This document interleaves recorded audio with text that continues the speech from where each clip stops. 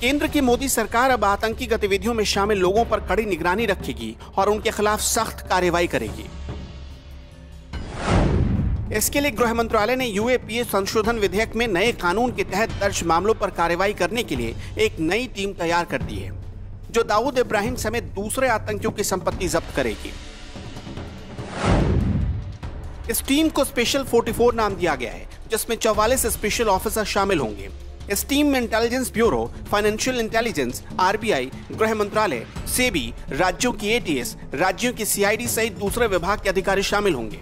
ये टीम ऐसे लोगों पर नजर रखेगी जिनके खिलाफ यूएपीए कानून के तहत केस दर्ज किए गए हैं। ये टीम भारत में आतंक फैलाने या आतंकी गतिविधियों में शामिल पाए जाने वाले सभी आरोपियों पर नजर रखेगी। साथ ही ये टीम आतंकियों की संपत्ति जब्त करने और बैंक अकाउंट फ्रीज करने का भी आदेश देगी। गृह मंत्रालय ने अब तक यूएपीए कानून के तहत दाऊद इब्राहिम, मसूद अजहर, जकीर रहमान लखवी और हाफिज सईद को आतंकवादी घोषित किया है। इसके साथ ही 9 खालिस्तानी आतंकियों को निजी तौर पर यूएपीए के तहत आतंकी घोषित किया जा चुका है।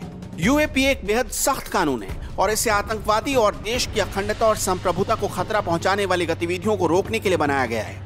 ये कानून संसद में 1967 में पारित किया गया और उसके बाद इसमें कई संशोधन किए जा चुके हैं। इसके तहत आरोपी को कम से कम 7 साल की जेल हो सकती है। गृह मंत्रालय की स्पेशल 44 टीम में 44 अफसर शामिल होंगे। टीम में intelligence bureau, financial intelligence unit, reserve bank of India, home ministry, SEBI, ATS और सीआईडी के अधिकारी शामिल होंगे। ये टीम यूएपीए के तहत दर्ज केस के आरोपियों पर नजर रखेगी। आतंक फैलाने या आतंकी गतिविधियों में शामिल लोगों पर नजर रखी जाएगी।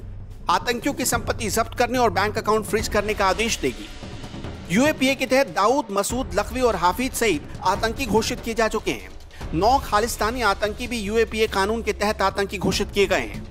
देश के खिलाफ आतंकी गतिविधियों को रोकने के लिए यूएपीए कानून बना। इस कानून में अब तक कई संशोधन हुए और सजा कम से कम 7 साल की कर दी गई है। केंद्र की मोदी सरकार आतंकियों पर नकेल कसने के लिए पूरी तरह कमर कस चुकी है। पीएम मोदी पड़ोसी मुल्क के आतंकी अड्डे पर हमले की आक्रामक नीति के बाद अब देश के भीतर आतंकियों पर सबसे कड़ा प्रहार करने की रणनीति पर काम कर रहे हैं।